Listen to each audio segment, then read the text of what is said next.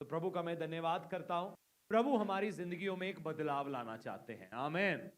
सिर्फ इतना ही नहीं कि हमने यीशु पे विश्वास करना है, लेकिन प्रभु हमारी जिंदगी में एक तब्दीली लाना चाहते हैं।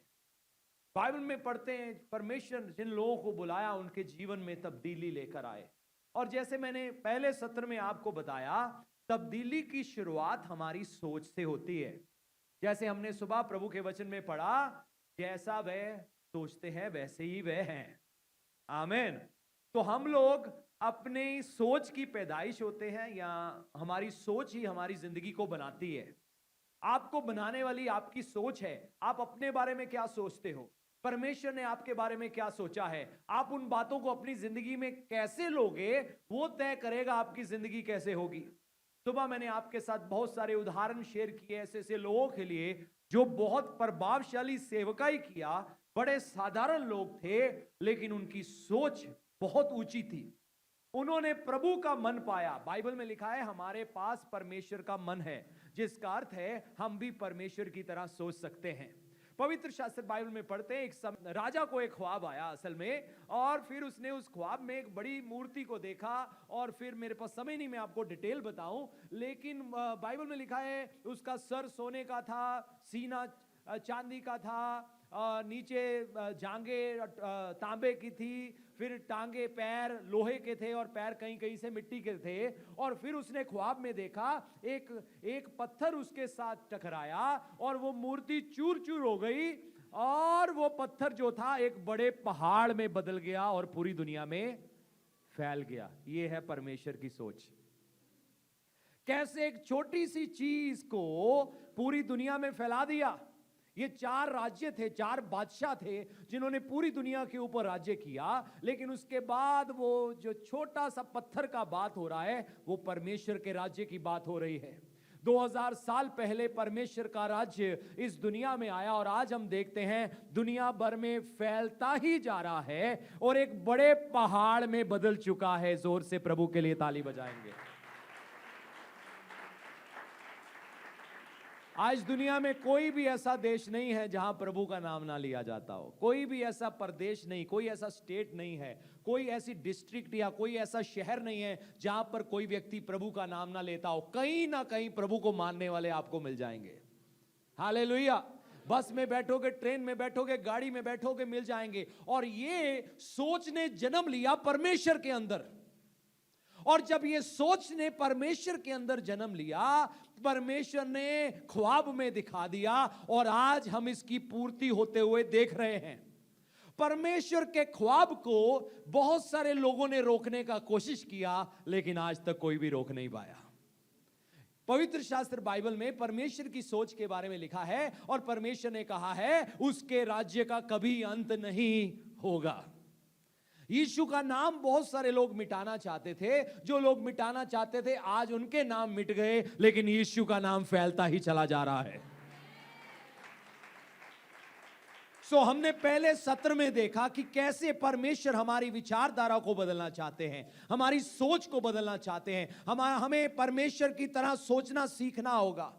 हमें परमेश्वर के साथ एक लाइन में आना होगा, तो ही हम परमेश्वर जैसे कार्य कर पाएंगे, तो भी हम अपनी जिंदगी में उन्नत हो पाएंगे। पवित्र शास्त्र बाइबल में जब हम देखते हैं, प्रभु यीशु मसीह के चेले बड़े ही साधारण लोग थे। कुछ मछुआरे थे, कोई चुंगी लेने वाला था, कोई डॉक्टर था, लेकिन दुनिया की नजरों में ये सब मूर्ख थे। इनमें कोई भी फरीसी सदूकी नहीं था। जब प्रभु यीशु मसीह अपने चेलों की खोज में गए, वो बाइबल कॉलेज में नहीं गए। उस समय भी बहुत सारे बाइबल कॉलेज थे, लेकिन प्रभु किसी भी बाइबल कॉलेज में नहीं गए, कहीं भी तोरा के स्कूल में नहीं गए, कहीं भी यहूदियों के बाइबल ओल्ड टेस्टमेंट स्कूल में नहीं गए, लेकिन प्रभु कहीं पर मछुआरों को चुन रहे हैं, कहीं चुंगी लेने वाले को चुन रहे हैं, कहीं किसी डॉक्टर को चुन रहे हैं, कहीं किसी व्यक्ति को चुन रहे हैं, कहीं किसी वेश्या को चुन रहे हैं। कई तरह के लोगों को प्रभु ने चुना। प्रभु ने उनकी काबिलियत को नहीं देखा, लेकिन प्रभु जानते थे वो कौन है, और प्रभु अपनी शक्ति को जानते थे, अपनी सामर्थ को जानते थे। इसलिए जब प्रभु ने उनको बुलाया, प्रभु ने कभी शक नहीं किया। प्रभु ने कभी ये नहीं कहा ये व्यक्ति तो ऐसे ही है, ये पिता, ये सही गाइडेंस दिया आपने क्या मुझे? इसको चुनवा कर क्या सही किया? ये व्यक्ति, ये झूठ बोलने वाला, ये लड़ने वाला एक चेला था, क्या किया? सिमोन की बात हो रही है, साइमन की। क्या किया? एक बंदे का कान काट दिया जब प्रभु को पकड़ने के लिए आए चाकू लेकर। क्या प्रभु को मालूम नहीं था वो क्या करेगा? प्रभु ने पता क्या कहा सिमोन से? उसे कहा 3 बार तू मेरा इंकार करेगा। उसने कहा प्रभु मैं आपका इंकार नहीं, सारे आपको छोड़ दे, मैं आपको नहीं छोड़ूंगा। प्रभु ने कहा 3 बार, मुर्गे के 2 बार बांग देने से पहले तू 3 बार मेरा इंकार करेगा। फिर प्रभु ने पतरस को कहा, जो पहले सिमोन कहलाता था, मैं उस पॉइंट पे आऊंगा, उससे कहा शैतान तुझे सिफ्ट करने पर है, पटकेगा। गेहूं को होता है ना, उसे पटकते हैं ना। शैतान तुझे पटकने का है, पर मैंने तेरे लिए प्रार्थना किया है।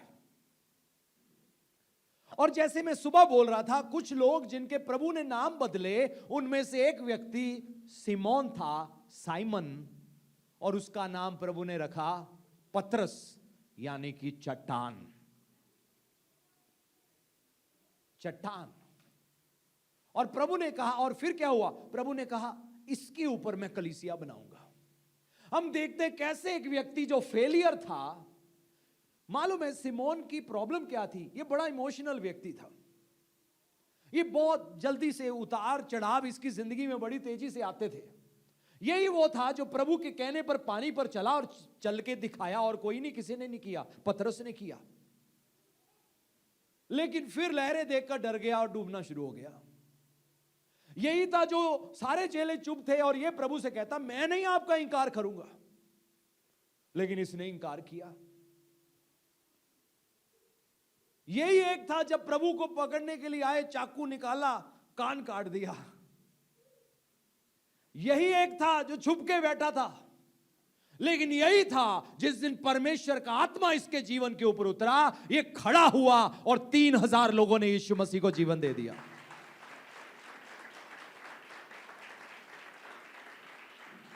प्रभु कैसे एक व्यक्ति जो फेलियर है, जो बाकी चेलों की नजरों में भी फेलियर होगा, अरे ये पतरस ये है, बड़ी बड़ी बातें बोलता है, लेकिन देखो कैसे परमेश्वर ने उसकी जिंदगी को बदल के रख दिया। वो कलीसिया का, यरूशलेम की चर्च का एक मजबूत स्तंभ बन गया। कैसे परमेश्वर हमारी जिंदगियों में परिवर्तन लाना चाहते हैं। और बाइबल में जब हम देखते हैं, मैं एक आयत पढ़ना चाहूंगा, प्रेरितों के कार्य 4 अध्याय और 13 आयत। अब जब प्रभु का वचन फैलना शुरू हो गया, बहुत सारे फरीसी सदूकियों को मुसीबत पड़ गया। अब लोग प्रभु यीशु मसीह के पीछे चलना शुरू हो गए, और यहूदियों में जो धर्म गुरु थे उनको समस्या आनी शुरू हो गई, क्योंकि उन्होंने देखा यीशु बड़े बड़े चिन्ह और चमत्कार करता है और बहुत बड़ी भीड़ उसके पीछे जा रही है। और यहां पर हम देखते हैं तब उन्होंने क्या किया, चेलों को सताना शुरू किया, किसी को जेल में डाला, कई कुछ किया। और यहां पर पढ़ते प्रेरितों के काम 4 अध्याय 13 आयत में लिखा है, जब उन्होंने पतरस और यूहन्ना का हयाब देखा और ये जाना ये अनपढ़ और साधारण मनुष्य है, तो अचंबा किया। इन्होंने जब इनके वचन सुनाने के बारे में देखा, इन्होंने देखा कैसे ये विश्वास में मजबूत है, कैसी अद्भुत बातें ये कर रहे हैं। ये लोग बड़े हैरान हो गए। ये कहते ये तो अनपढ़ और साधारण है, ये तो कभी हमारे बाइबल कॉलेज में आए नहीं, इनके पास तो कोई डिग्री भी नहीं है, इनके पास तो कुछ भी नहीं है, लेकिन ये ऐसी बातें कैसे कर सकते हैं। ये हैरान हो गए। और लिखा है तो अचंबा किया, फिर उनको पहचाना। फिर उन्होंने कहा ये कौन है? अरे ये कौन है? क्या लिखा है आगे कि ये यीशु के साथ थे। सब कहे यीशु के साथ थे, यीशु के साथ थे। उनको फिर समझ में आया ये आज ऐसे इसलिए बन गए हैं क्योंकि ये यीशु मसीह के साथ थे। जोर से ताली बजाएंगे। पहली बात, आपका जीवन इसलिए बनेगा क्योंकि आपके विचारधारा में बदलाव आया है, आपकी सोच बदल गई। दूसरी बात जो अब मैं इस सत्र में बात करूंगा, इस सेशन में, वो है आपका एसोसिएशन, आपका उठना बैठना किसके साथ है। वो तय करेगा आप जिंदगी में क्या बनोगे, आप जिंदगी में कहां पहुंचोगे। और सबसे उत्तम व्यक्ति जिसके साथ आप अपनी जिंदगी में समय बिता सकते हो वो यीशु मसीह है। बेशक हमें अपने इर्द गिर्द और दूसरे लोग भी चाहिए, लेकिन जो सबसे बेहतर सबसे बेस्ट है वो प्रभु यीशु मसीह है। और इन लोगों ने यीशु मसीह के साथ 3.5 साल बिताए थे, और वो 3.5 साल प्रभु के साथ समय बिताना अब उसका रिजल्ट देखने को मिल रहा है। और लोग अचंबा कर रहे, अरे ये कौन है, ये तो अनपढ़ है। उन्होंने कहा अरे अरे ये वही है जो यीशु के साथ थे। उनके समझ में आया, ओहो वो इनको बना गया है, उसने इनको प्रचार करना सिखा दिया है, उसने इनको बीमारों को चंगा करना सिखा दिया है। उनके समझ में आया। आपके जीवन का फल दिखाएगा आप किसके साथ संगति करते हो। अगर आपकी संगति प्रभु के लोगों के साथ है, आपकी संगति परमेश्वर के साथ है, आपकी बातें अलग होंगी, आपका उठना बैठना अलग होगा, आपका सोचना अलग होगा, आपका विश्वास अलग होगा। लेकिन अगर आपकी संगति गलत है, आपकी संगति हमेशा नेगेटिव बातें करने वालों के बीच में है, संसारिक बातें करने वालों के बीच में है, उसका प्रभाव आपकी जिंदगियों में नजर आएगा। तो इसलिए हमें ध्यान रखना है हमारा एसोसिएशन, यानी कि हम किसके साथ उठते बैठते हैं, हमारी संगति किसके साथ है। उन्होंने 3.5 साल प्रभु यीशु मसीह की जिंदगी को देखा था। उन्होंने देखा कैसे प्रभु ने क्षमा किया, कैसे वेश्याओं को प्रभु ने क्षमा किया, कैसे लोगों को माफ किया, कैसे लोग उनके बारे में तरह तरह की बातें बोलते थे लेकिन कभी उनके अंदर कड़वाहट नहीं आई, कैसे वो हमेशा सच्चाई और खराई के लिए खड़े रहे, कैसे किसी का मुंह देखकर कहीं नहीं डरे, कैसे पापियों को गले लगाया, कैसे कोड़ियों को चंगा किया, जबकि यहूदी शरिया के मुताबिक, लॉ के मुताबिक कोड़ी के पास भी नहीं जाना था, उसको छूना नहीं था। प्रभु ने छुआ और चंगा किया। प्रभु की जिंदगी ने उनके साथ उनका जो 3.5 साल का उठने बैठने का अनुभव था, उसने उनकी जिंदगी को इतना प्रभावशाली बना दिया, इतना प्रभावशाली बना दिया, इतना प्रभावशाली बना दिया कि प्रभु के चेलों को मरे हुए 2000 साल हो गए हैं, आज भी उनकी जिंदगी हमारी जिंदगी को प्रभावित करती है। जोर से ताली बजाएंगे, हालेलुया। आपका जीवन परमेश्वर इतना प्रभावशाली बनाना चाहते हैं, आपके इस संसार में रहते हुए क्या, आपके जाने के बाद भी वो प्रभाव बना रहेगा और बढ़ता ही जाएगा। पतरस के जीते जी हो सकता है करीब 50 लाख या 1 लाख 1 करोड़ लोगों को हो सकता है उसके बारे में पता हो, लेकिन आज दुनिया के अरबों लोग पतरस के बारे में जानते हैं। जो लोग परमेश्वर के साथ संगति करते, प्रभु के साथ उनकी एसोसिएशन सही है, आपको एहसास नहीं आप कितने प्रभावशाली हो जाओगे। मालूम है अब्राहम अपनी जिंदगी में इतना कुछ होते हुए देख नहीं पाया जितना उसके मरने के बाद उसकी जिंदगी का प्रभाव आज इस दुनिया में देख सकते हैं। आपका प्रभाव पीढ़ियों से पीढ़ी तक बना रहेगा जब आप प्रभु के साथ संगति करोगे। आपका एसोसिएशन, आपका संगति आपकी जिंदगी को परिवर्तित करेगा। प्रभु क्यों अपने चेलों को अपने साथ रखते थे? क्यों कुछ लोगों से कहा मेरे पीछे आ जाओ, उनके साथ उठते थे, बैठते थे, खाते थे, इकट्ठे जाकर मछली भी पकड़ते थे। हम देखते हैं बपतिस्मा देते समय प्रभु उनके साथ थे, बहुत सारी बातें लोगों के बीच में बोलते थे। बाद में चेलों को बंद कमरे में समझाते थे कि उसका अर्थ क्या है, क्योंकि प्रभु उस समय में उनको तैयार कर रहे थे, क्योंकि एक बहुत प्रभावशाली फलवंत कार्य प्रभु उनकी जिंदगियों से करने जा रहे थे। और इसीलिए हम देखते हैं अब ये 3 बार इनकार करने वाला पतरस, एक सिपाही का चाकू से कान काटने वाला पतरस, पानी में डूबने वाला पतरस, और कई गलतियां क्या आप गिना दूं उसकी, आज इतना प्रभावशाली हो गया कि लोग भी हैरान हो रहे हैं और कह रहे हैं ये यीशु के साथ था। आपकी जिंदगी की गवाही भी होनी चाहिए कि लोग कहें इनकी जिंदगी बदल गई, क्या ये वही नहीं है? लेकिन ये यीशु के साथ थे। हालेलुया। आप देख सकते हो प्रभु की संगति का कितना शक्तिशाली असर है। पहला कुरिन्थियों 15 अध्याय 33 आयत में लिखा है, धोखा ना खाना, बुरी संगति अच्छे चरित्र को बिगाड़ देती है। धोखा ना खाना। कुछ लोगों का उठना बैठना सही नहीं। मैं नहीं कह रहा संसार में ना जाओ, वहां काम ना करो, वहां मेहनत ना करो, करना पड़ता है, बिजनेस है, लोगों से मिलना पड़ता है, रिश्तेदारियां हैं, कई और चीजें, लेकिन हमारा खाली उठना बैठना किसमें है? यानी कि हमारी खाली एक तो काम की संगति है और एक हमारी खाली समय वाली संगति है, वो बहुत मायने रखती है। आपका दुनिया से बढ़कर प्रभु के साथ आपको समय बिताना है। जितना आप समय दुनिया के साथ बिताते हो, प्रभु के साथ समय बिताओ, क्योंकि समय बुरा है और हमें प्रभु की जरूरत है।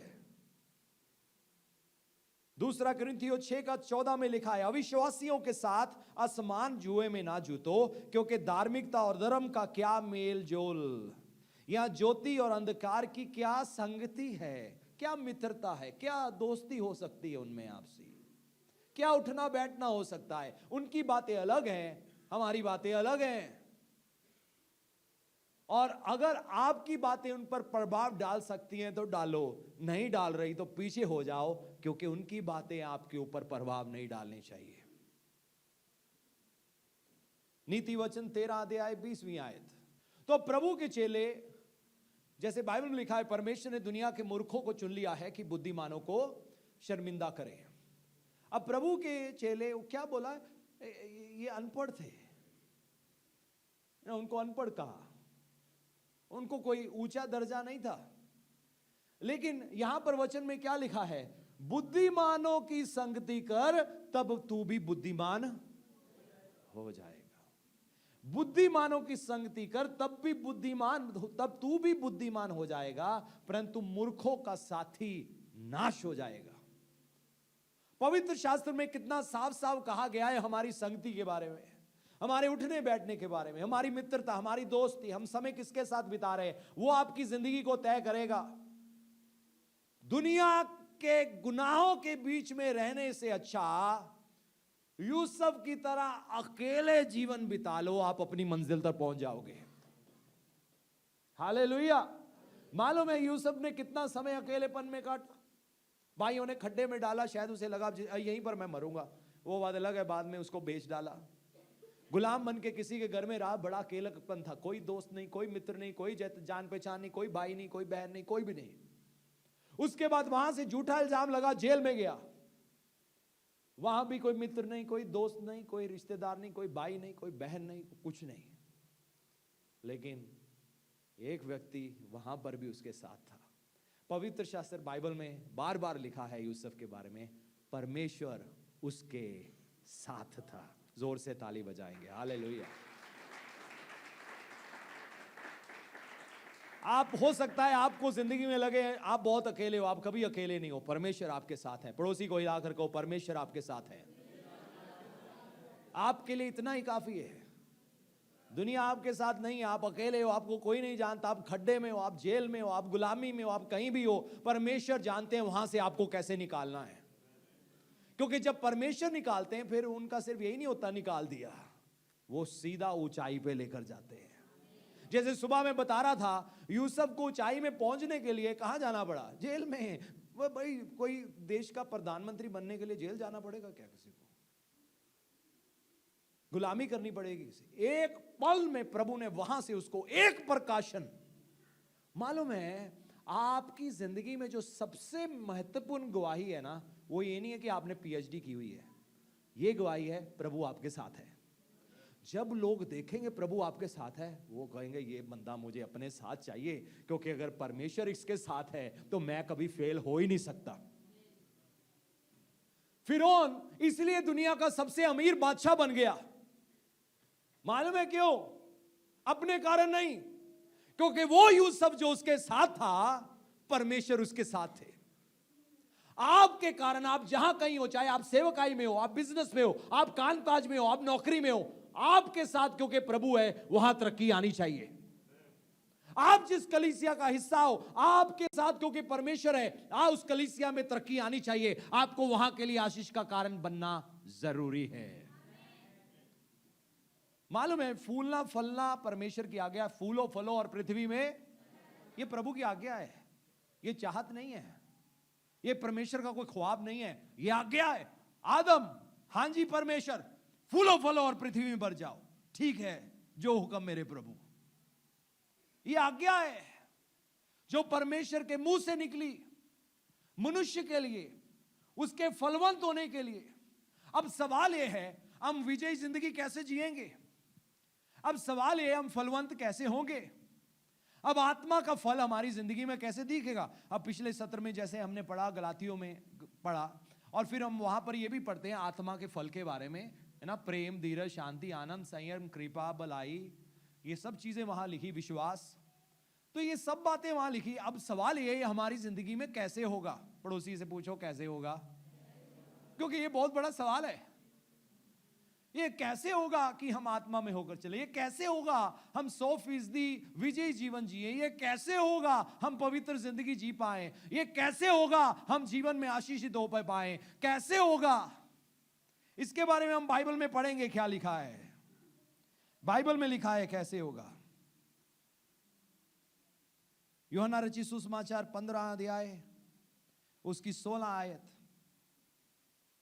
पहले हम प्रभु की इच्छा को जानेंगे। जैसे मैंने पहले कहा, परमेश्वर ने उनको आशीष दिया, कहा फूलो फलो और पृथ्वी में भर जाओ। यहां प्रभु की चाहत ही नहीं देखते, प्रभु की आज्ञा देखते हैं। फिर हम यूहन्ना 15 का 16 में पढ़ते हैं, तुमने मुझे नहीं, आपने प्रभु को नहीं चुना। आज कितने लोग हैं जो प्रभु को इंकार करते हैं? मालूम है क्यों? क्योंकि प्रभु के चुनने की जरूरत है। प्रभु खटखटाते हैं, हां हमने रिस्पॉन्स किया, हमने कहा ठीक है प्रभु, आमीन।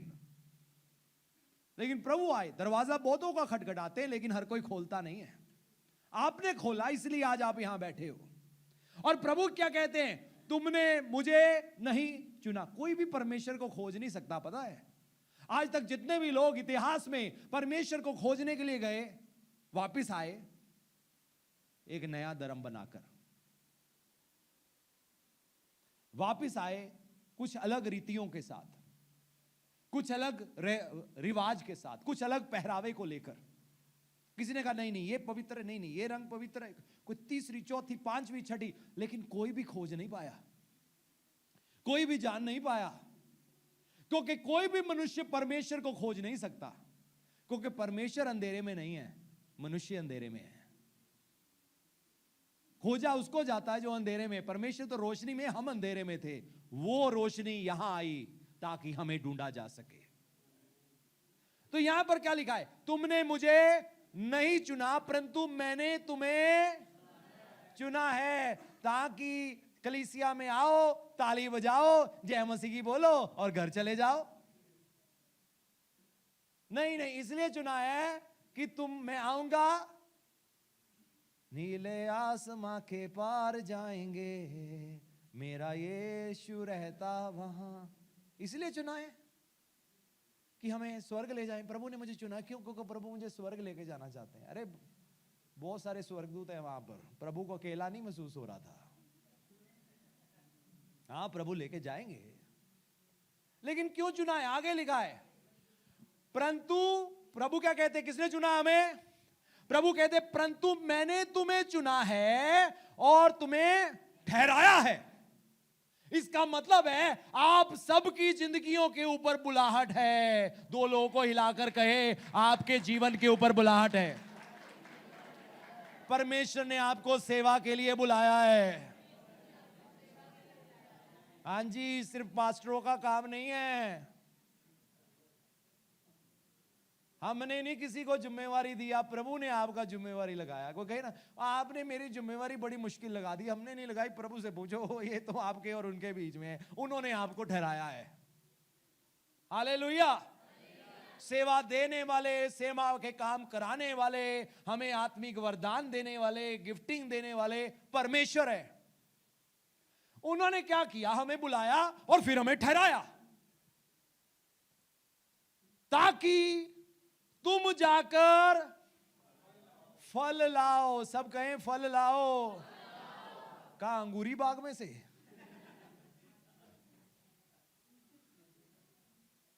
जाकर वर्ड काट दो, इस्तेमाल भी कर सकते हो। You go and bear fruit. लेकिन अगर मैं इसको इजीली आपको समझाऊं, तुम फल लाओ। फल किस पर उत्पन्न होते हैं?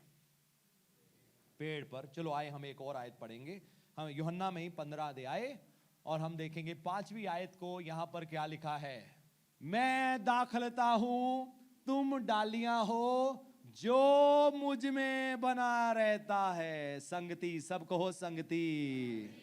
ये है आपको करना।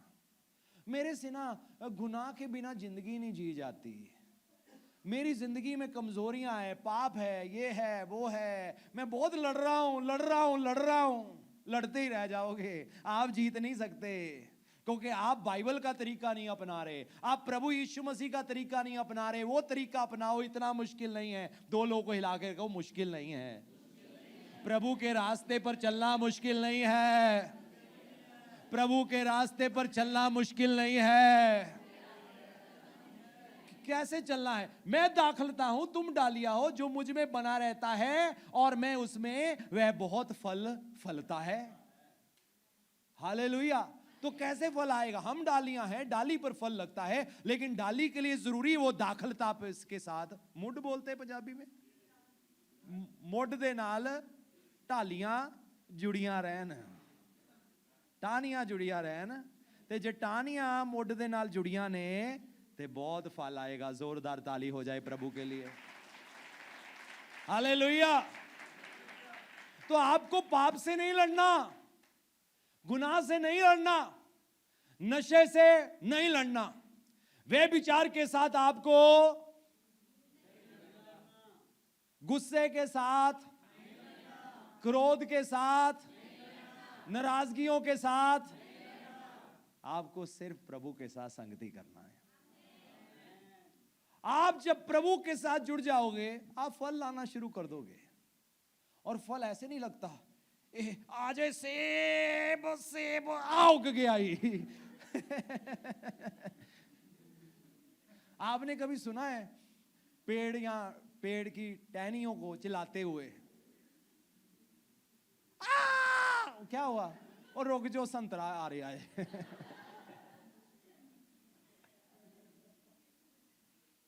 उसका काम है जुड़े रहना।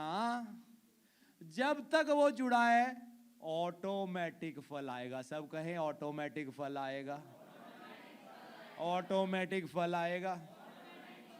इन ऑटोमेटिक वॉशिंग मशीन पता है? बस वो प्लग लगा दो और स्विच कर दो, तो बटन दबा दो, 50 मिनट वाला। कपड़े गिल्ले भी करेगी, कपड़े धोएगी भी, कपड़े सुखा भी देगी। जोर से ताली हो जाए। हालेलुया। आपको सिर्फ प्रभु के साथ संगति करना सीखना होगा। प्रभु के साथ बैठो, समय बिताओ, वचन सुनो, वचन पढ़ो, आप खुद ब खुद फल लाना शुरू कर दोगे। खुद ब खुद आप प्रेम में चलना शुरू हो जाओगे। अब आपको किसी को सिखाना नहीं पड़ेगा, प्रेम करना चाहिए या चाहिए। हाँ, सारे कहेंगे हाँ हाँ करना चाहिए या चाहिए, वही रह जाएगा, होगा कुछ भी नहीं। हाँ, सच च जिंदगी जीनी चाहिए। हाँ, पता कोई नहीं जिंदगी कदम खत्म हो जाए। हाय रब्बा, मेरिया जिंदगी नूं भी सुधार दे किते, मन्नू भी। ऐसे नहीं जिंदगी सुधरेगी। प्रभु ने कहा है, मेरे साथ जुड़ जाओ, मेरे साथ बैठो, मेरे साथ समय बिताओ, मेरे वचनों को पढ़ो, मेरे साथ बैठकर प्रार्थना संगति करो, तो तुम फल लाओगे। मुश्किल नहीं है। एक बार फिर से पड़ोसी को कहें, मुश्किल नहीं है, मुश्किल नहीं है। मैं अपनी जिंदगी में अगर आज पीछे मुड़कर देखूं, जो फल लगा, मैं सच को बताऊं, वो मेरा जोर नहीं था। और जब भी मैंने अपना जोर लगाया, मैं फेल हुआ। मैंने सीखा जिंदगी में, जब भी मैं किसी चीज से खुद लड़ने का कोशिश किया, मैं फेल हुआ। मुझे सिर्फ इतना करना था, प्रभु के पास चले जाना था। जब प्रभु के पास गया, माफ करना भी आसान लगा, सच्चाई में जीना भी आसान लगा, ईमानदारी में जीना भी आसान लगा। अब मुंह से गालियां निकलना भी बंद हो गया, गाली देने की आदत भी खुद ब खुद खत्म हो गई। बहुत कुछ जिंदगी में तब्दील हो गया। इतना आसान है, सामने लिखा हुआ है, कई बार हमने पढ़ा है। मैं दाखलता हूं, तुम डालियां हो, जो मुझ में बना रहता है और मैं उसमें, मैं बहुत फल फलता है, क्योंकि मुझसे अलग होकर तुम कुछ भी नहीं कर सकते। हाँ, शराब पी सकते हो,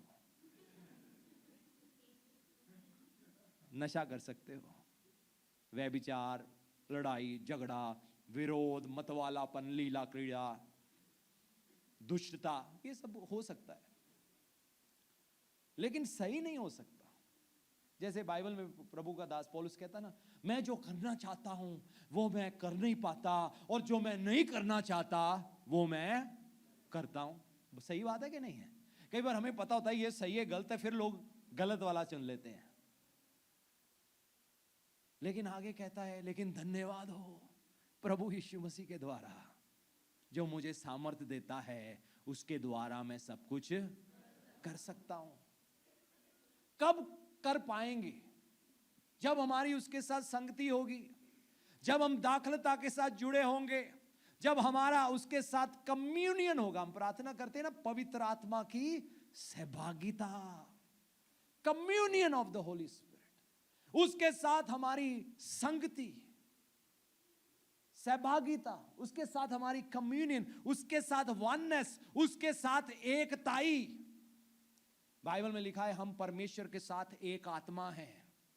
पहले हम अलग थे, लेकिन जब पवित्र आत्मा आया, वो पता कहां आया? आपके सर में नहीं आया, आपके टांग में भी नहीं आया, आपके इस हार्ट में भी नहीं आया। कि हम कहते थे ना मेरे दिल में है, ठीक है हम दिल बोलते, लेकिन दिल वो वाला हार्ट नहीं है, आपके आत्मा में आया, और अब आप एक आत्मा हो गए हो। हालेलुया। अब आप फल ला सकते हो, बिना मेरे नहीं। जितनी मर्जी कोशिश कर लो, लोग कहीं भी चले जाएं, कितना भी लेक्चर सुन ले, कुछ भी सुन ले, अच्छे से अच्छा लेक्चर भी क्यों ना सुन ले, रीति रिवाज सारे कर लेंगे। नीले कपड़े पहन लो, पीले पहन लो, काले पहनो, वो भी पहन लेंगे। सवेरे 4 बजे उठ के नहाना है, वो भी नहा लेंगे। लेकिन मन में वो गुस्सा, क्रोध, बहुत सारी ऐसी चीजें वो नहीं जाती, क्योंकि वो मनुष्य अपनी शक्ति से उस पर नहीं जीत सकता। मालूम है, हम अपने आप में, हमारा आत्मा हमारे शरीर के ऊपर विजय नहीं पा सकता। पता क्यों? क्योंकि बाइबल में लिखा है मां के गर्भ में जब बच्चा जन्म लेता है ना, वो पाप में लेता है। बेशक हम कहते हैं बच्चा मासूम है, पर वो मासूम होता नहीं है। वो कहता रुक जाओ, थोड़ा वजन दो, नजारे दिखा देंगे। और मैंने देखा कई माँ बाप 6-7 साल के बच्चे होते, हाय 6 हाय मुंडे ने बड़ा तंग किया, बड़ा तंग किया। 5 साल के बच्चे बड़ा तंग किया, बड़े जिद्दी है, कहना नहीं मानते, इदा नहीं उदा नहीं, ऐसे वैसे। क्योंकि पता नहीं इनू किन्ने सिखाता, पता नहीं किदे ते गया आ, फिर कहते पापे ते गया आ।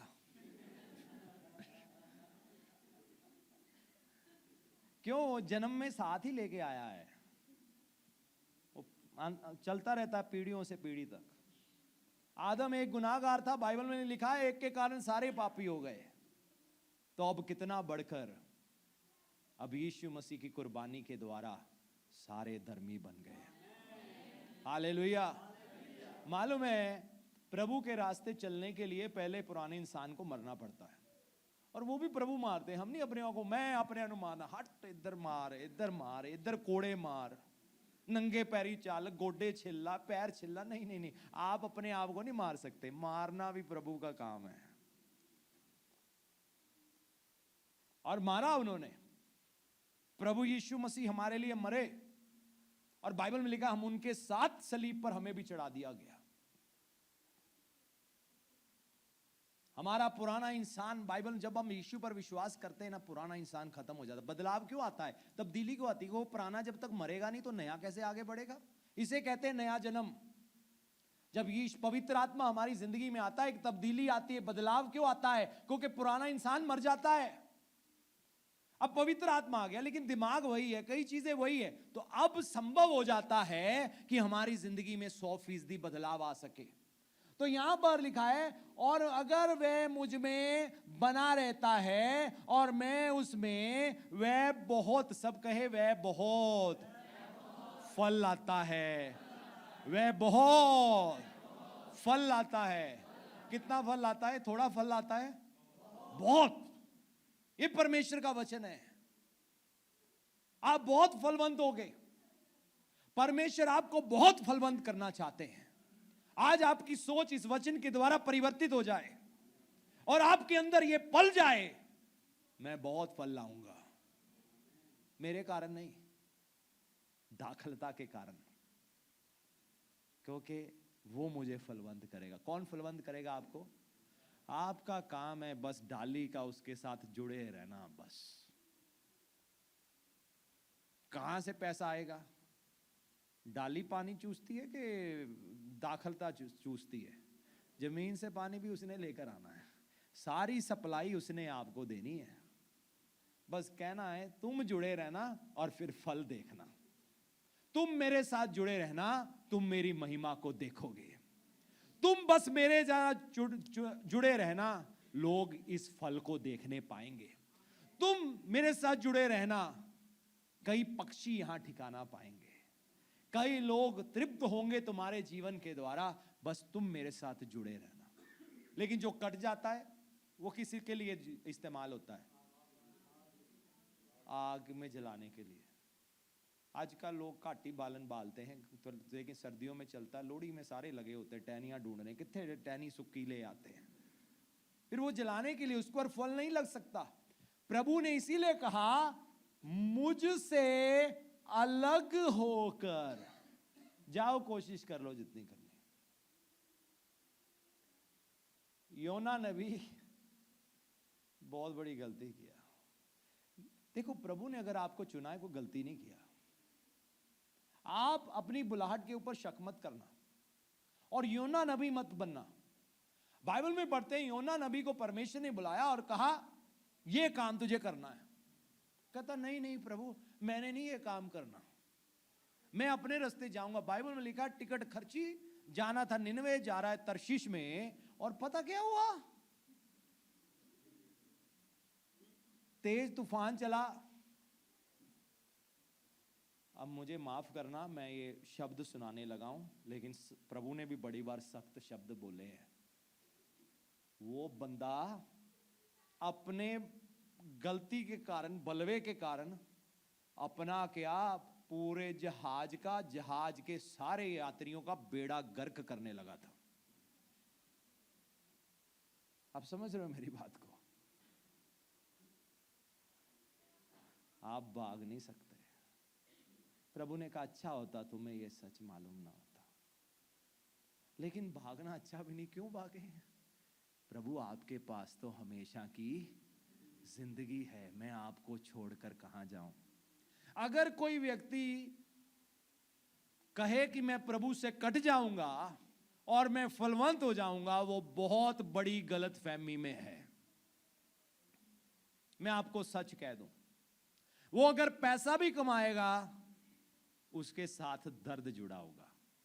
क्योंकि बाइबल में लिखा है जो धन परमेश्वर की ओर से होता है उसके साथ दुख नहीं मिला होता। वो कुछ भी कर ले, प्रभु से अलग होकर, और कितना भी कह ले देखो जी मैं अलग हो गया, मैं अपनी बुलाहट से भाग गया, मैं तरशीश पहुंच गया, देखो कितना अच्छा देश है, मैंने जहाज की भी सैर कर ली, सब कुछ कर लिया। नहीं नहीं नहीं, वो एहसास नहीं कर रहा।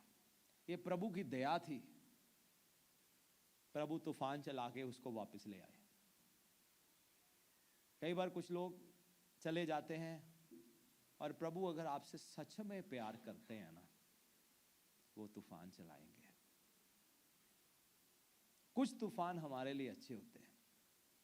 इजरायली लोगों के जीवन में बड़े तूफान चलते थे, बार बार चलते थे। पता बार बार क्यों चलते थे? वो बार बार बलवा करते थे और बार बार तूफान चलाना पड़ता था, और तूफान चलाकर फिर प्रभु अपने पास उनको ले आते थे, फिर फलवंत करते थे, फिर वो तरक्की करते थे, फिर अपने शत्रुओं पर विजय पाते थे, और फिर वो बलवा करते थे, फिर घमंडी हो जाते थे, और फिर एक और तूफान चलाना पड़ता था। क्योंकि उनको प्रभु की बातें, कहते हैं ना, लातों के भूत बातों से नहीं, वो लातों के भूत थे। वो बातों से नहीं मानते थे, वो वचन से नहीं मानते थे। प्रभु कहते लेकिन मैंने क्योंकि तुमसे प्यार किया है मैं तुम्हें ऐसे जाने नहीं दूंगा, क्योंकि तुम्हें एहसास नहीं है कि जिस रास्ते पर तुम चल रहे हो वो कितना खतरनाक है।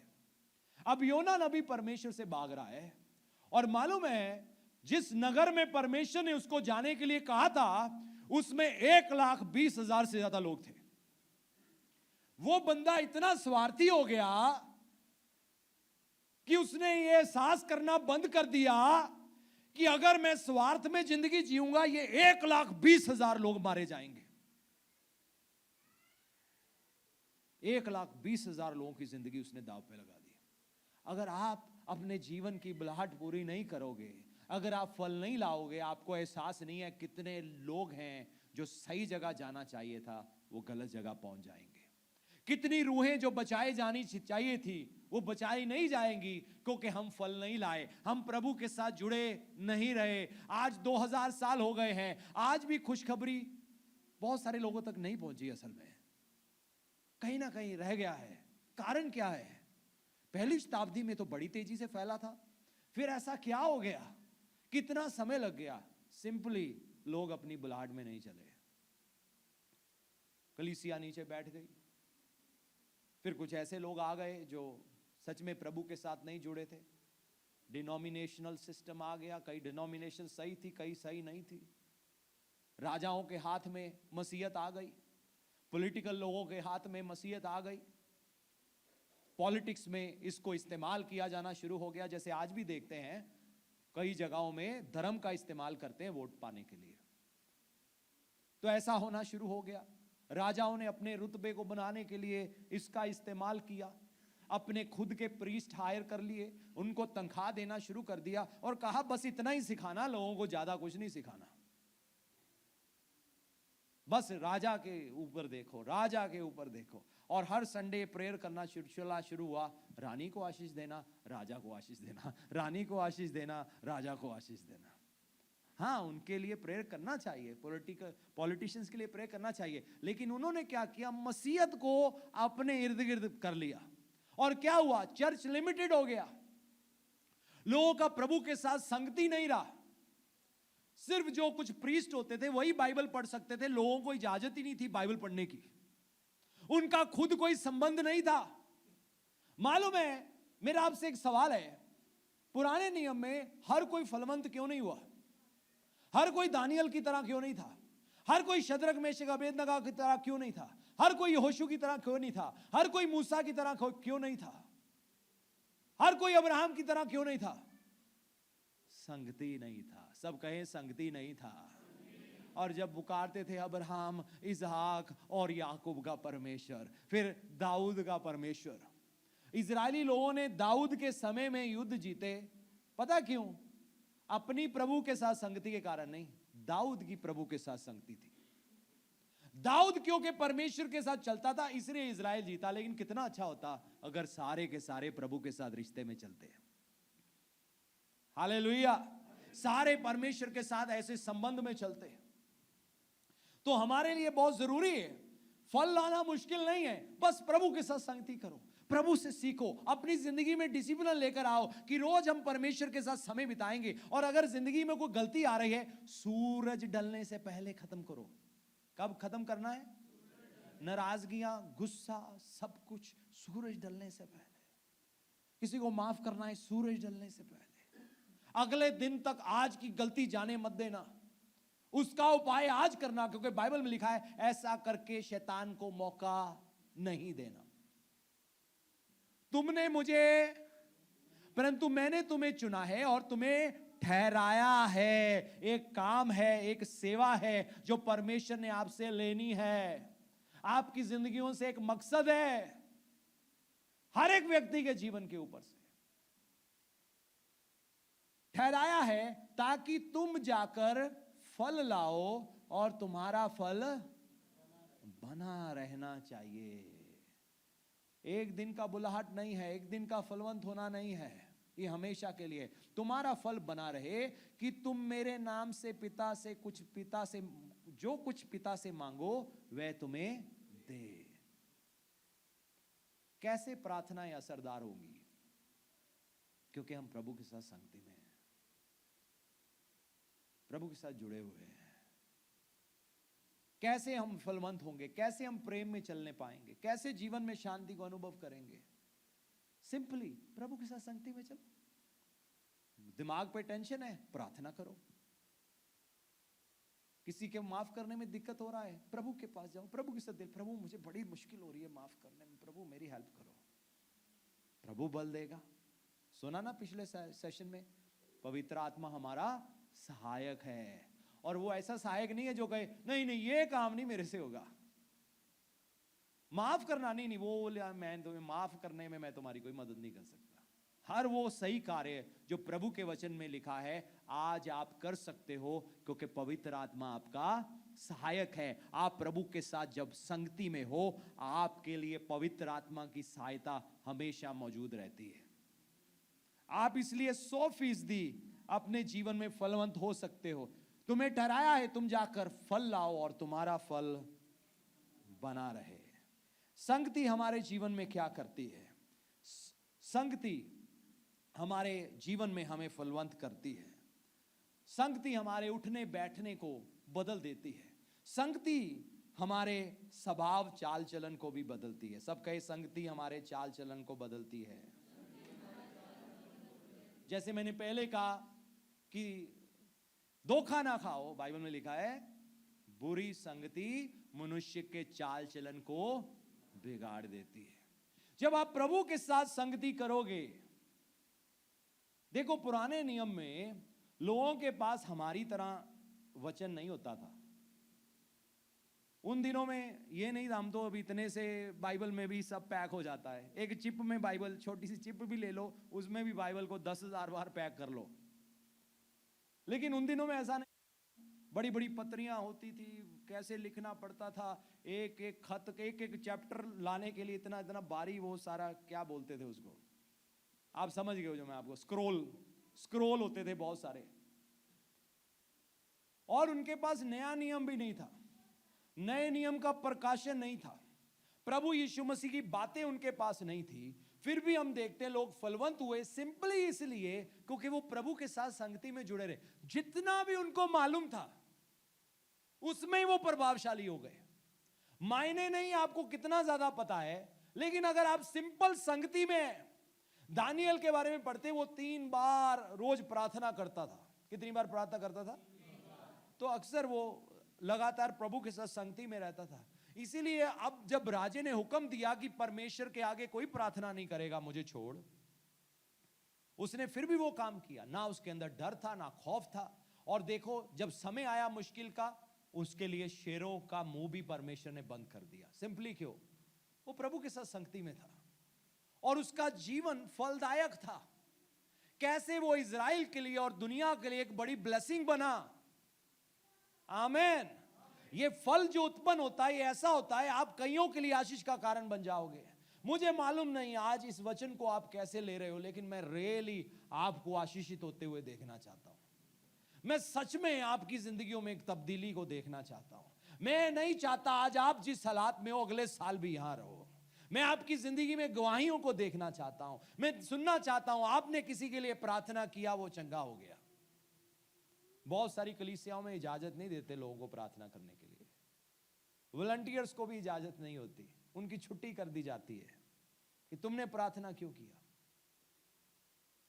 एक दिन मुझे एक परिवार ने बताया कोई बहुत बीमार था, तो उसको ले गए वहां पर, बड़ा दर्द हो रहा था। पास वॉलंटियर खड़े थे, वॉलंटियर को कहा जरा बड़ी तकलीफ हो रही है। नहीं, हमें इजाजत नहीं है प्रार्थना करने का, हम प्रार्थना नहीं कर सकते। सिर्फ एक व्यक्ति नहीं, हर कोई फलवंत होना चाहिए। सिर्फ एक नहीं, हाँ पूरी प्रभु की कलीसिया प्रार्थना में बढ़नी चाहिए। अगर आप विश्वास करते हो आप दुष्ट आत्मा को निकालोगे, आप बीमारों पे हाथ रखोगे, वो चंगे हो जाएंगे।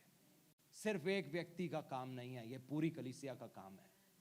जो पवित्र आत्मा मैंने पाया आपके पास भी है। हाँ, मेरी कुछ ऑफिशियल बुलाहट है एक सेवकाई में, जो परमेश्वर ने मुझे 5 प्रकार की सेवकाइयों में जो बुलाहट दिया वो अलग बात है। लेकिन बीमारों को हर विश्वासी चंगा कर सकता है, हर विश्वासी दुष्ट आत्माओं को निकाल सकता है। मुझे बताओ, पहले शताब्दी की कलीसिया इतनी जल्दी कैसे फैल गई? क्या पौलुस 24 घंटे घर घर जाकर मीटिंग करता था? क्या पतरस 24 घंटे घर घर जाकर, ऐसे इतनी तेजी से क्यों हुआ? क्योंकि सारी की सारी कलीसिया प्रभु के कामों में लग चुकी थी। हर कोई पवित्र आत्मा के वरदानों में चल रहा था। कुरिन्थियों कलीसिया बेशक एक बड़ी नादान कलीसिया थी, लेकिन उनको भविष्यवाणी के बारे में मालूम था, उनको अन्य भाषा के बारे में मालूम था, उनको आत्मिक वरदानों के बारे में मालूम था। पॉल सिर्फ सिंपली उनको सेटल कर रहा था कई चीजों में कि कैसे करना और कैसे नहीं करना। हालेलुया। आप में से हर एक जन को प्रभु इस्तेमाल करना चाहते हैं।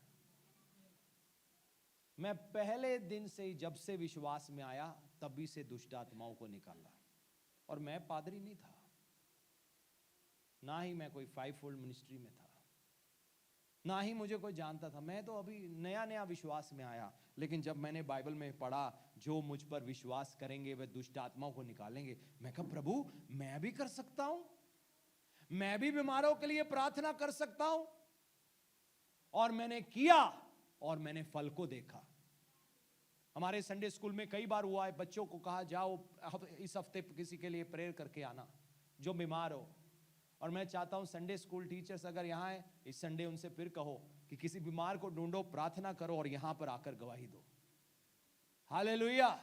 हमने परमेश्वर के सामर्थ को देखा, कैसे परमेश्वर हर एक व्यक्ति को इस्तेमाल कर सकते हैं। आपको सिर्फ एक व्यक्ति चाहिए जिसका नाम है पवित्र आत्मा। अगर वो आपके जीवन में है, आप बहुत फल ला सकते हो। जोर से ताली बजाएंगे। हालेलुया। आपको परमेश्वर इस्तेमाल करना चाहते हैं, आपको पवित्र आत्मा का अभिषेक पाना है, सिर्फ ताली बजाने के लिए नहीं। बहुत सारे लोग सोचते हैं कलीसिया अब अभिषेक पाया है, बस कलीसिया में तेज तेज ताली बजाएंगे और चले जाएंगे और जैसे मर्जी जिंदगी जिएंगे। ये पवित्र आत्मा का मकसद ऐसे पूरा नहीं होता। परमेश्वर की शक्ति हर एक व्यक्ति के द्वारा कार्य करना चाहती है। दाऊद बेशक राजा था, लेकिन उसके सारे साथी परमेश्वर के द्वारा इस्तेमाल हुए, उससे भी बढ़ के युद्ध उन्होंने जीते। हालेलुया। कई दुश्मनों को हराया। गिदियोन के साथ कितने थे? 300 थे। कितने थे? 300। कितने थे? 300। और दुश्मन हजारों में थे। प्रभु ने कहा यही है, वो बात अलग है, प्रभु ने उनको ऐसे ही युद्ध जिता दिया। बहुत युद्ध नहीं लड़ना पड़ा। प्रभु बहुत नहीं, थोड़े जो विश्वास करते हैं, जो डरते नहीं हैं। बाइबल में पढ़कर देखो, प्रभु अगर हर एक इजरायली का युद्ध में इस्तेमाल कर सकता था, तो हर एक विश्वासी का आत्मिक युद्ध में भी इस्तेमाल कर सकते हैं। हम सब ने वही पवित्र आत्मा पाया, जो पवित्र आत्मा मुझ में है वही आप पर है। लेकिन मेरे पास कुछ अभिषेक है खास सेवा करने के लिए, वो एक अलग स्टोरी है। लेकिन आप भी 100% जयवंत जिंदगी जी सकते हो, और जो भी प्रभु का मकसद आपकी जिंदगियों में है उसमें आगे बढ़ सकते हो। हालेलुया। ये सबके लिए है, ये सिर्फ इसलिए नहीं है हाँ ये प्रभु का दास है, हम इसको देखेंगे, ये आएगा, ये जाएगा, ये उठेगा, ये बैठेगा, तभी होगा। नहीं नहीं नहीं, आपके द्वारा भी काम होगा, आपको भी प्रभु इस्तेमाल करेंगे। 2 लोगों को हिला के कहो, प्रभु आपको इस्तेमाल करना चाहते हैं। आपको ये मेंटालिटी छोड़नी होगी। ठीक है, कोई नया विश्वासी है, समझ में आता है, नया विश्वासी है, हमें प्रार्थना करना नहीं आता, तेल बना दो, समझ में आता है। हमें मालूम नहीं, अभी हमें 2 हफ्ते में आए हुए, कोई रुमाल दे दो, समझ में आता है, बिब्लिकल है, बाइबल में है। लेकिन जब आपको कुछ समय हो गया, मालूम है पौलुस क्या कहता है, तुम लोगों को तो अब तक टीचर हो जाना चाहिए था, तुम अभी भी बच्चे बने हुए हो, अभी भी वहीं के वहीं हो। 20 साल हो गए, अभी भी वही स्कूलिंग में ही है। बजाय कि दूसरों को जाके कुछ सिखाते, रूहें बचाते, कलीसिया में नए नए लोगों को बचाकर लेकर आते। कैसे लेकर आते? बचाकर। सिर्फ यही नहीं कि तुम कलीसिया में आओ चंगे हो जाओगे, आप प्रार्थना करो, चंगा करो और कलीसिया में लेकर आओ गवाही दिलाने के लिए। हालेलुया। ऐसा कार्य परमेश्वर करना चाहते हैं। आप विश्वास करते हो कि नहीं करते हो? आप बड़े शांत हो गए इस बात से। बहुत लोग सोच में पड़ गए कि मैं मेरे, आप कहो कि आपके अंदर कितनी कमियां हैं। सबके अंदर कमियां, मेरे अंदर भी कमियां। मैं भी सीख रहा हूं, मैं भी बढ़ रहा हूं। ये जिंदगी का एक सफर है जिसमें बढ़ रहा हूं। लेकिन पवित्र आत्मा इसलिए कार्य नहीं करता कि मैं सिद्ध हूं। पवित्र आत्मा इसलिए कार्य करता है क्योंकि यीशु मसीह सिद्ध था। हालेलुया। वो इसलिए कार्य करता है क्योंकि यीशु मसीह ने हमारे गुनाह को अपने ऊपर ले लिया और अपनी धार्मिकता को हमें दे दिया। हालेलुया। ये मत देखो, हाँ आपकी कमियां हैं, प्रभु के साथ संगति में रहो, दूर होती जाएंगी। लेकिन अब मुझे बताओ, योना नबी में कमी थी या नहीं थी? वो भगोड़ा था कि नहीं था? भगोड़ा था कि नहीं था? बलवा करने वाला था कि नहीं था? अपनी मर्जी पूरी करने वाला था या नहीं था? उसके अंदर प्यार था उन लोगों के लिए? था प्यार? प्रभु हम तो रोते हैं, प्रभु इस शहर को बचा लो प्रभु। वो कहता मरने दो इनको। सच में कहता है पुराने दुश्मन है हमारे, हम भूले नहीं इन्होंने हमारे साथ क्या किया था। अब मौका आ गया है बदले का। उसके अंदर ये चल रहा था। और इतना ही नहीं, अब वहां निनवे नगर में प्रचार कर रहा है 40 दिन और निनवे नाश हो जाएगा, 40 दिन नाश हो जाएगा। लोगों ने जब सुना, उन्होंने मन फिराया। राजा तक खबर सुनी, राजा तक खबर पहुंची, उसने मन फिराया। उन्होंने फास्टिंग में बैठ गए, ताड़ को पहन लिया। राजा ने अपने अच्छे कपड़े उतारे और टाट को पहना और मन फिराया, और योना नबी पहाड़ी के ऊपर बैठ गया। अब बर्बाद होगा ये शहर। अब मैं इसकी, तब देखो ऊपर बैठा है नाश को देखने के लिए। मैं देखता हूं इसका नाश भी सदोम गमोरा की तरह होता है या नहीं होता। इंतजार कर रहा है। 1 घंटा बीता, 2 घंटे बीते, 3 घंटे बीते, नगर नाश ही नहीं हो रहा। और बाद में गुस्सा आ गया उसको परमेश्वर के ऊपर। सच में ये क्या बात हुई? मैंने भविष्यवाणी करके कहा नाश हो जाओगे, प्रभु ने उनको माफ कर दिया। ऐसे व्यक्ति को भी इस्तेमाल किया, 1,20,000 लोग बचाए गए। जोर से ताली बजाएंगे। हालेलुया। आप कहोगे भाई मुझे ना कुछ लोगों को माफ करने में दिक्कत होता है। हाँ कोई बात नहीं, प्रभु के साथ जुड़े रहो, प्रभु कार्य करेंगे। लेकिन प्रभु आपको फिर भी इस्तेमाल करना चाहते हैं। मेरे ना आज मुझे बाइबल मैंने पूरी नहीं पढ़ी, कोई बात नहीं। यीशु मसीह का नाम सुना है कि नहीं सुना? सुना है ना? बस इतना ही बड़ा है, प्रभु काम करेंगे। यीशु मसीह ने अपने चेलों को भेजा, अपना नाम देकर कहा ये लो मेरा नाम और जाकर दुष्ट आत्मा निकालो, बीमार चंगे करो, मुर्दों को जलाओ। और जो इम्परफेक्ट चेले थे, पता कैसे चेले थे? बड़ा कौन? मैं प्रधान बनना, तू किदा पादरी बन जाएगा, मैं बड़ा सीनियर पाद, तू मेरा असिस्टेंट बन जाए। ऐसे ऐसे झगड़े थे। मैं तू यहां नहीं तो मैं ऊपर सिंहासन में बैठ जाऊंगा। और फिर इनमें पता कोई शक्की थे। कौन थे? शक्की। शक्की विश्वासी भी होते हैं, कभी कभी शक उठता, कभी कभी। उसमें था थॉमस, कभी कभी शक उठता था। जब यीशु मसीह ने कहा ना आओ चले, कहता हम भी इसके साथ मरे, खुद भी मरेगा, हमें भी मराएगा। किसके बारे में बोल रहे हैं? यीशु मसीह के बारे में। और ये बात सुन के भी यीशु चुप रहे। पता नहीं हम होते तो हम कहते हो गेट आउट। लेकिन प्रभु को देखो, क्योंकि प्रभु उनका आज नहीं देख रहे थे, आने वाला कल देख रहे थे। हालेलुया। प्रभु उनकी काबिलियत को नहीं देख रहे थे, प्रभु अपनी काबिलियत को देख रहे थे कि जब पवित्र आत्मा इनके ऊपर आएगा ये सामर्थ पाएंगे, यहूदिया समरिया दुनिया के कोने कोने तक मेरे गवाह बन जाएंगे। प्रभु के लिए ताली बजाएंगे। हालेलुया। ये शक्की थोमा, जब प्रभु यीशु मसीह मुर्दों में से जी उठे ना, जब बाकियों ने विश्वास कर लिया, इसने नहीं किया। कहता मैं नहीं करता विश्वास, ऐसे काम मुर्दों में से जी उठा। नहीं नहीं, यीशु ने कहा था हमने देख के आए अपनी नजर। मैं जब तक उसके हाथों के छेद में जब तक उंगली ना डाल लूं तब तक मैं विश्वास नहीं करूंगा। प्रभु पहुंच गए वहां पर, बंद दरवाजे से दाखिल हो गए। अब थोमा हिल गया। प्रभु ने कहा ये ले, डाल उंगली और देख ले मैं हूं या नहीं। आमेन। ऐसे ऐसे चेलों को भी प्रभु ने इस्तेमाल किया, कमियों से भरे हुए। प्रभु की बातें उनकी समझ में नहीं आती थी। इतनी बार प्रभु ने कहा मैं मरूंगा जी उठूंगा, मरूंगा जी उठूंगा, उनकी समझ में कभी नहीं आया ये क्या यीशु मसीह हमेशा मरने की बातें करता है। सुसाइडल टेंडेंसी से लगता है बड़ा टूटापन अंदर भरा हुआ है। उनको यीशु की बातें समझ नहीं आती थी, कई बार समझाना पड़ता था। फिर प्रभु ने कहा अभी मुझे बहुत बातें कहनी है, तुम्हें अभी नहीं समझनी, समझ लगेगी, लेकिन जब पवित्र आत्मा आएगा वो सारी बातें सिखाएगा। जोर से ताली बजाएंगे। हालेलुया। आपको शायद यीशु के चेलों से ज्यादा पता हो, मैं आपको सच बता दूं, क्योंकि आपने पवित्र आत्मा पाया उस समय उन्होंने नहीं पाया था जब पहले भेजा था। और गए दो दो करके, दुष्ट आत्मा निकाल रहे हैं, बीमार चंगे हो रहे हैं, बड़े खुश, वाह जी वाह, बल्ले बल्ले। ये शैतान जो पहले हमें पकड़ता फिरता था ये तो अब हमारी आज्ञा मानता और भाग जाता है।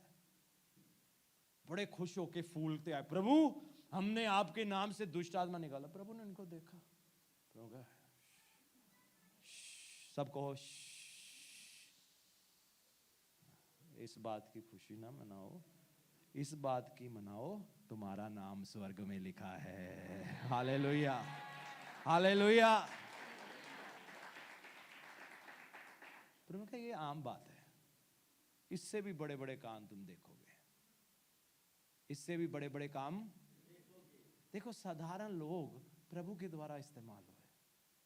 कोई कहेगा वो तो प्रेरित है, नहीं नहीं, बेशक वो प्रेरित है, बेशक उस समय तक कुछ चीजें बहुत सीमित थी, लेकिन पवित्र आत्मा उतरने के बाद सब कुछ अनलिमिटेड हो गया है।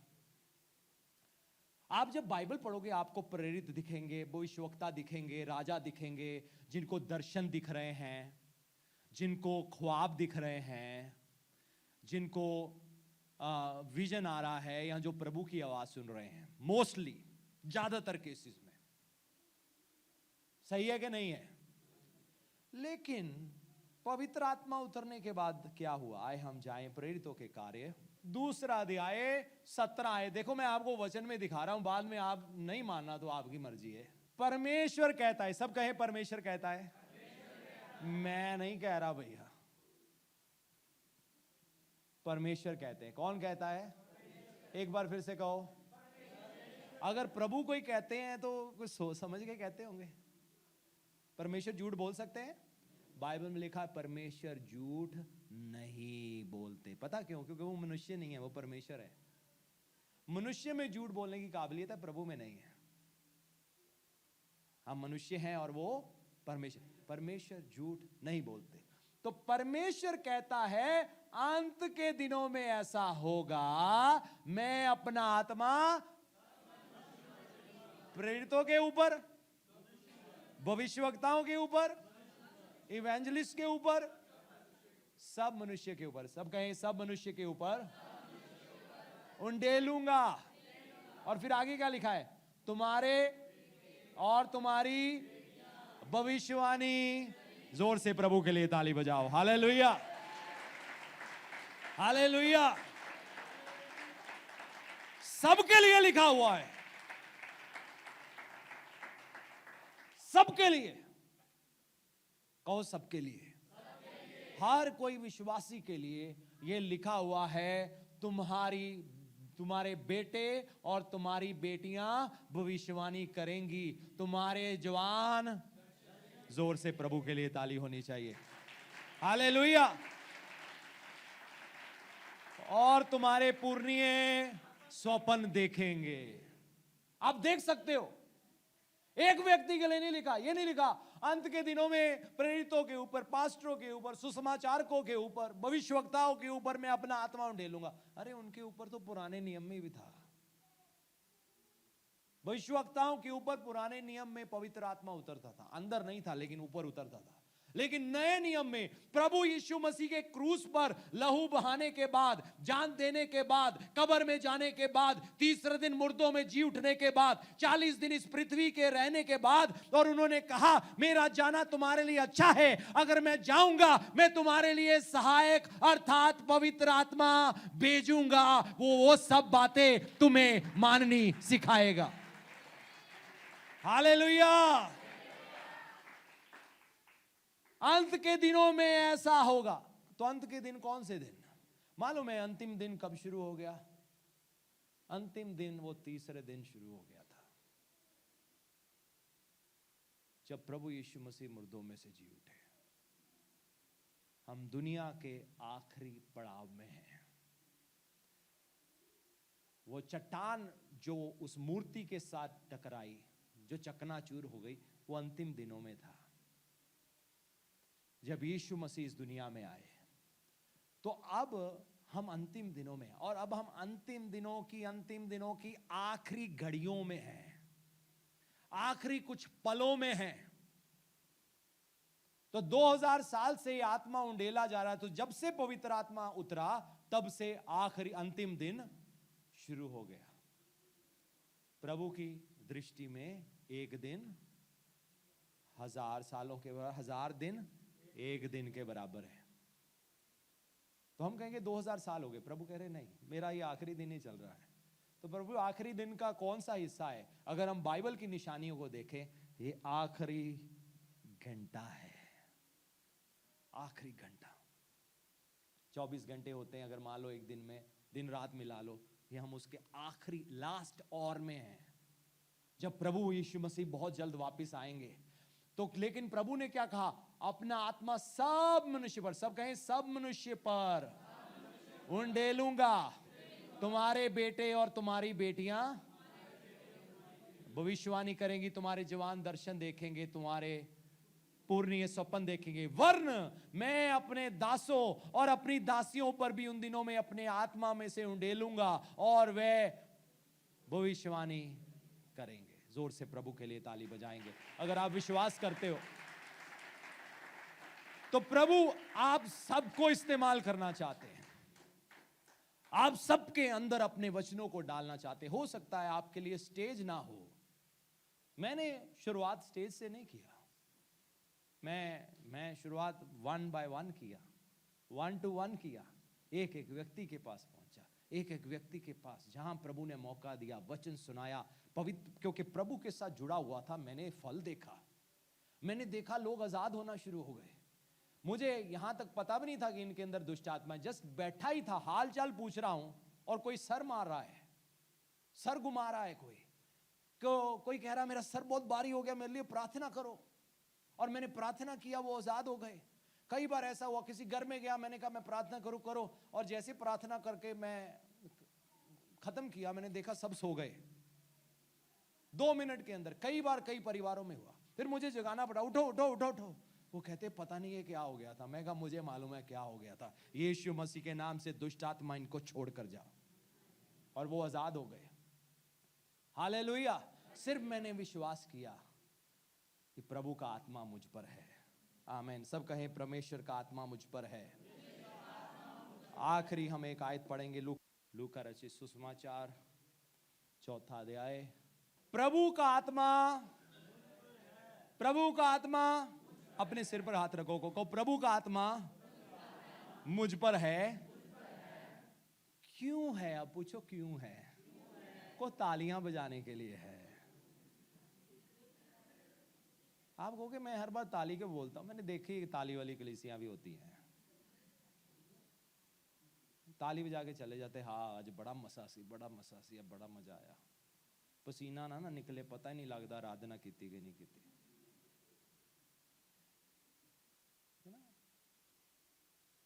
प्रभु का आत्मा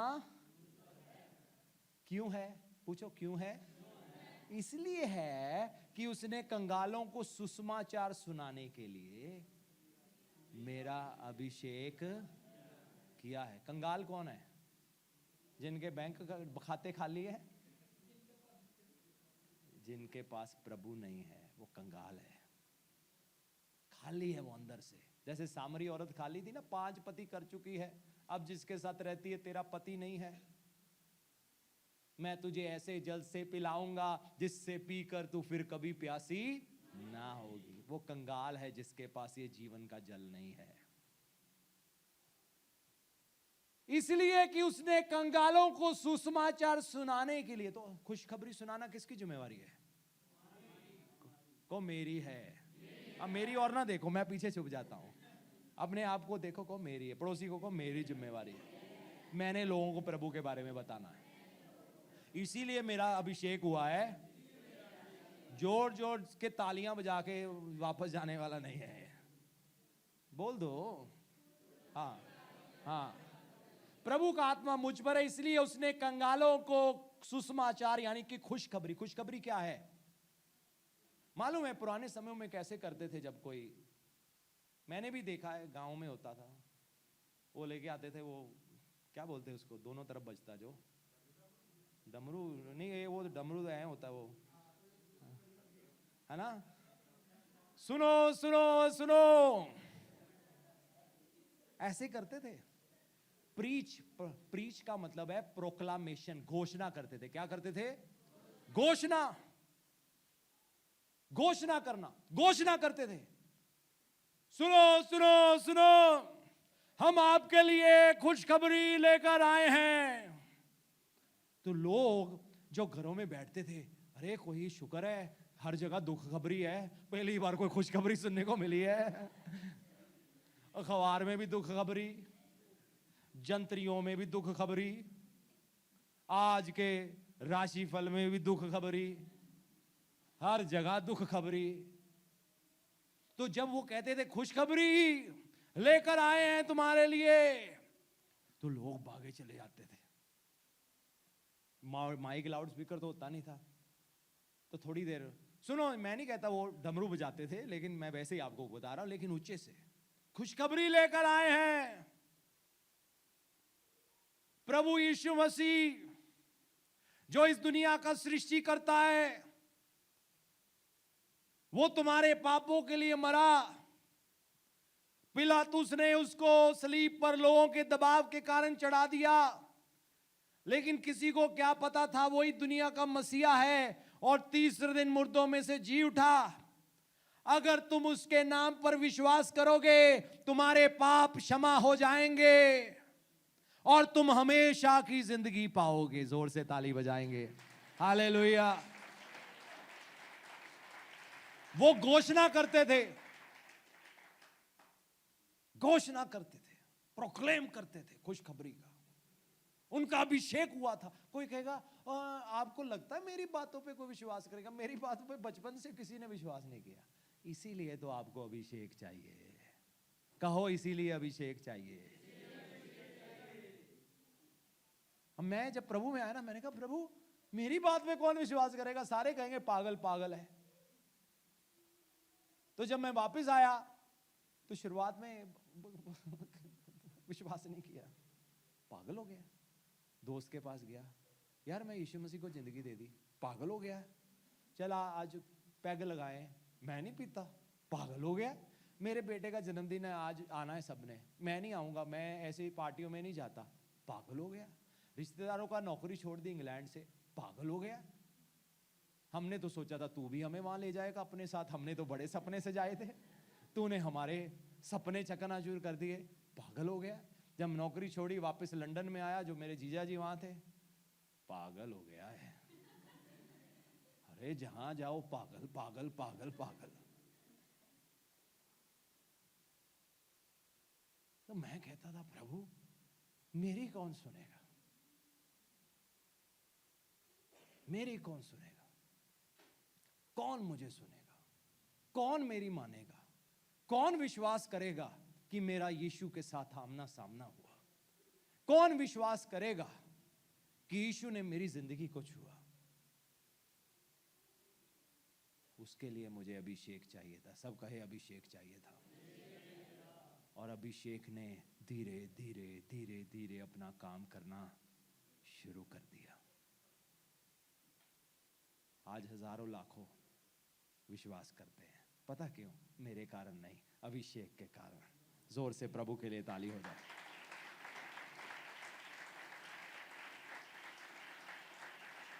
दुनिया की कई कौमों में जाकर प्रभु का काम स्थापित किया है, कई लोगों तक पहुंचे, कई लोगों को सेवा के लिए तैयार किया है।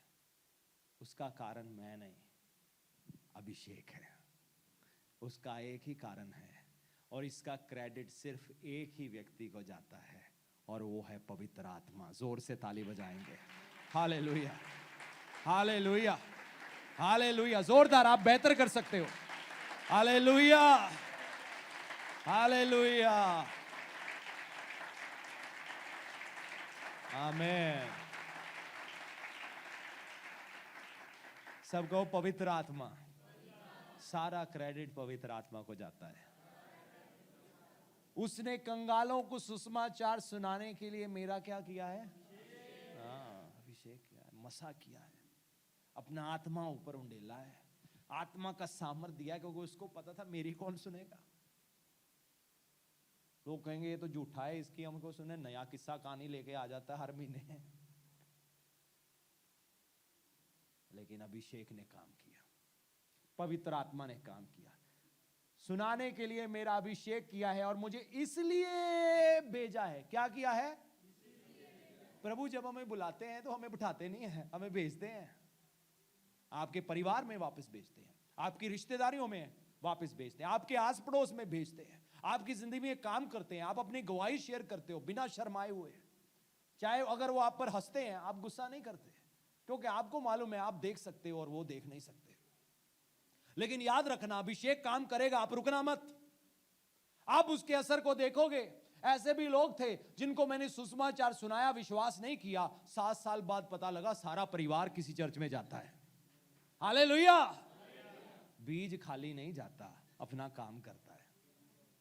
बीज खाली, ये ऐसा बीज नहीं है जो पड़ा पड़ा सड़ जाए, जो पड़ा पड़ा ही खत्म हो जाए। ये पुनरुत्थान वाला बीज है। कौन सा बीज है? पुनरुत्थान। समझते हो कि प्रभु यीशु मसीह मरे और जी उठे, इसे कहते हैं पुनरुत्थान। कोई चीज मर चुकी है, डेड है, जीरो है, उसमें कोई जिंदगी नहीं, और वो फिर जी उठना। तो ये ऐसा बीज है जो पुनरुत्थान हो जाता है। अंदर ही है, कोई असर नहीं है, कोई खिल नहीं रहा, कोई दिख नहीं, लेकिन है, अंदर डाल दिया गया है। ये फल आता है, आपको नहीं मालूम कब हो जाए, तो आपको रुकना नहीं है।